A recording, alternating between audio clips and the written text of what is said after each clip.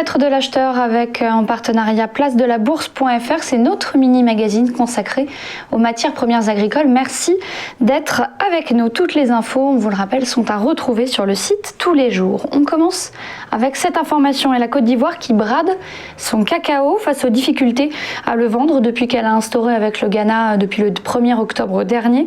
Le différentiel de revenus descend de $400 la tonne de cacao exporté. Eh bien, la Côte d'Ivoire aurait décidé, selon l'agence Reuters, de renoncer en janvier à sa prime habituelle de qualité et à accepter une décote pour arriver à le vendre. Cette prime qualité, elle est habituellement aux alentours de 70 livres la tonne et s'ajoute au cours mondial du cacao fixé sur le marché à terme à Londres, mais aussi à New York.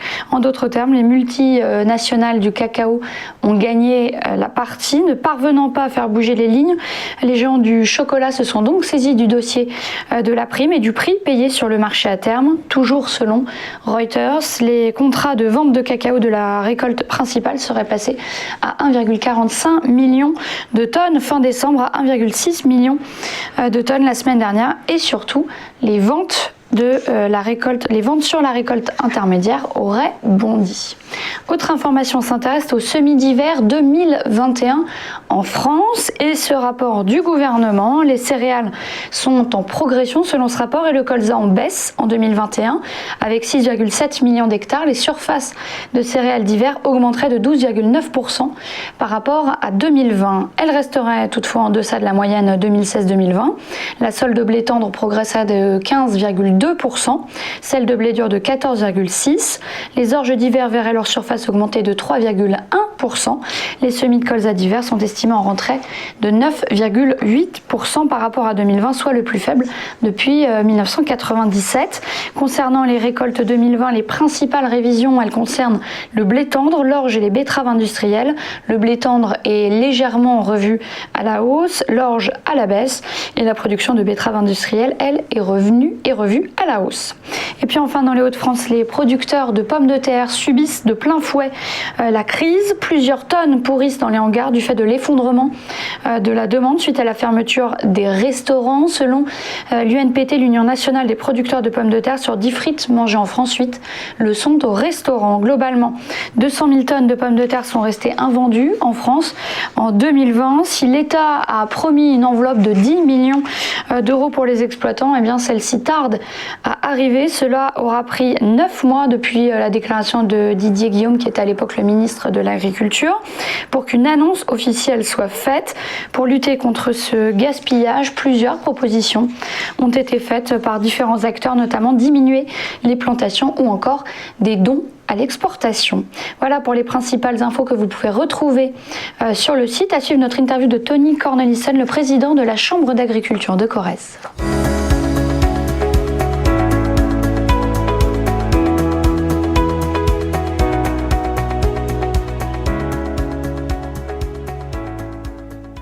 L'interview tout de suite avec Tony Cornelissen, président de la Chambre d'agriculture de Corrèze. Vous êtes producteur laitier et conseiller municipal de la ville d'Ussel. Bonjour et merci d'être avec nous. On va déjà faire un petit point. Quel est l'état de la production de lait en Corrèze et quel est le prix du lait actuellement ? Alors aujourd'hui, le prix du lait prévisionne les 350 € la tonne sortie de l'exploitation. Et aujourd'hui, la situation laitière, elle est compliquée dans nos départements d'élevage et dans nos zones de montagne, surtout celles qui ne sont pas en territoire AOC, c'est-à-dire valorisation de produits en fromage, qui sont délimités par certaines zones. Et moi, je suis sur une zone où il n'y a pas de valorisation d'AOC, donc je suis sur le prix standard courant français, et qui est quand même, un seuil de rentabilité qui est quand même pas au niveau, et qui est aussi concurrencé par d'autres pays, d'autres situations, d'autres exploitations qui ont des grandes tailles maintenant d'exploitation, qui arrivent à avoir des coûts de production moindres et qui arrivent à avoir plus de rentabilité que moi sur une petite exploitation d'élevage avec 40 vaches laitières. Quelle est la situation agricole de la Corrèze de manière générale ? Alors de manière générale, la Corrèze elle est plus axée sur la production de viande bovine et de broutard, de naisseurs. Alors ce sont des vaches qui vivent en plein air toute l'année et qui après se retrouvent avec des veaux qui restent avec eux pendant 9 à 10 mois. Et ensuite, ils sont vendus pour aller à l'engraissement. C'est ce qu'on appelle le système Bruta. On a 80% à peu près de toutes nos exploitations corréziennes qui sont sur ce dispositif, qui est très extensif, qui est à base d'herbe, avec quasiment zéro engrais chimique, zéro produit chimique, donc qui sont très très très vertueux pour la nature, pour les paysages, pour le maintien aussi des prairies qui donnent le caractère typique du Massif central et de la Corrèze en particulier, mais ces exploitations-là sont devenues très très très fragiles en termes de rentabilité, puisque le revenu moyen de ces exploitants aujourd'hui arrive à des niveaux inférieurs à 1 000 € par mois annuels, et qui fragilise énormément la production, qui fragilise aussi énormément la capacité ou l'envie des jeunes ou des futurs agriculteurs de reprendre le métier, parce que ça impose énormément de capital, de reprise et très peu de rentabilité. C'est un phénomène qui s'est accéléré ces dernières années, selon vous ? Oui, il s'est accéléré parce qu'on a en franc constant absolument aucune évolution du prix de la viande, des animaux, des broutards et de toute la vente des produits, même du lait avec très peu d'augmentation. La loi Egalim n'a pas changé grand-chose parce que aujourd'hui les prix sont fixes depuis de nombreuses années, voire plus de 20 ans. Par contre, les charges ne cessent d'augmenter de façon exponentielle, que ce soit les charges de carburant, que ce soit les charges fixes, que ce soit les charges aussi aux structures qui gravitent autour de l'agriculture, qui sont celles de l'identification, qui sont celles des comptables, qui sont celles de toutes les charges ont fortement augmenté, et ce qui fait que malgré l'augmentation moyenne de la taille des exploitations, le revenu n'y est pas, et ça décourage quand même beaucoup d'agriculteurs qui sont justement ceux qui portent vraiment la qualité de leurs produits et la qualité de la nature, et qui ne sont pas, et je peux même rajouter aussi, qui sont quand même aussi désolés de passer à côté de toutes les aides qui sont données aujourd'hui, par exemple pour les plantations de haies, pour ceux qui diminuent les phytos, pour ceux qui arrêtent le glyphosate. Nous, on a exclu toutes ces aides parce qu'on ne les utilisait pas. Donc aujourd'hui, par exemple, pour le principe des haies, nous, on a beaucoup de haies, mais pour ceux qui ont déjà des haies, on ne leur donne pas un centime, ni pour l'entretien, ni pour leur mise en place. Par contre, aujourd'hui, on a des aides pour implanter des haies. Donc les aides, elles ne sont pas pour nous, donc on perd un paquet d'aides. Pour le glyphosate, a priori, ça risque d'être pareil. Aujourd'hui, on va donner une aide à ceux qui arrêtent de l'utiliser.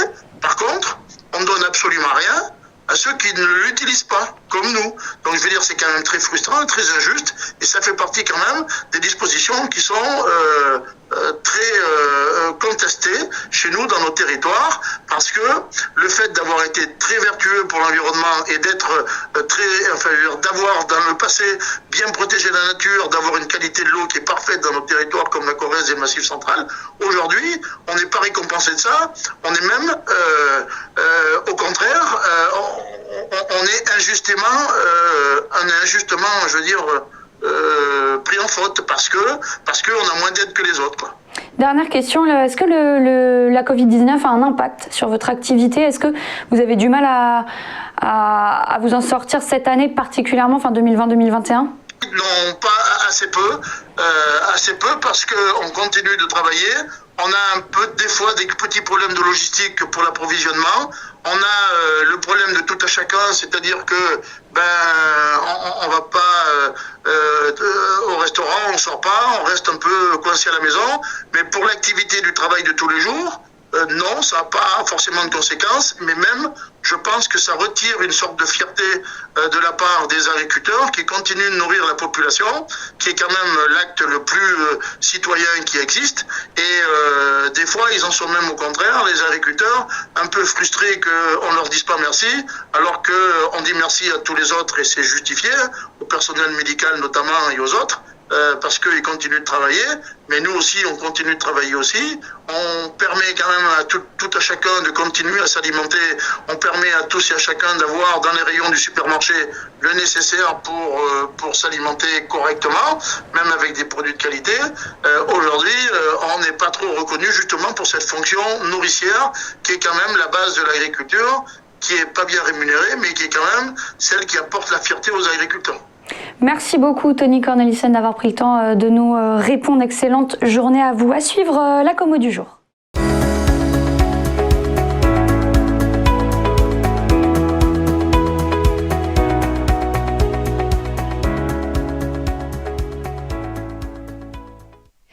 promo du jour avec Mathieu Driol, analyste senior chez Day by Day. Bonjour Mathieu.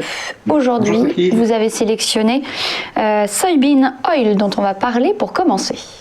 Oui, l'huile de soja qui, après un début d'année compliqué, une phase de baisse jusqu'en mars, grosso modo, les cours ont effectué sur des nouveaux plus bas une figure de retournement en double creux. C'est ce qu'il fallait pour reprendre une tendance haussière et puis qui depuis ne se dément pas.